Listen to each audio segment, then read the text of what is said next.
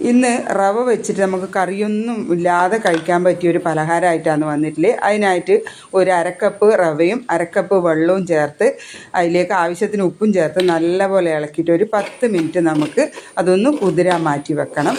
ഇനി നമുക്ക് വേണ്ടതെന്ന് വെച്ചാൽ ഒരു ചെറിയ ക്യാരറ്റും ഒരു ഉരുളക്കിഴങ്ങും നല്ലോണം ചോപ്പ് ചെയ്തെടുത്തിട്ടുണ്ട്. ഒരു പച്ചമുളകും കൂടി എടുത്തിട്ട് അത് പാൻ ചൂടാകുമ്പോൾ അതിലേക്ക് കുറച്ച് എണ്ണ ഒഴിച്ചിട്ട് ഇതെല്ലാം ഇളക്കി നല്ലപോലെ ഒന്ന് വഴറ്റിയെടുക്കണം.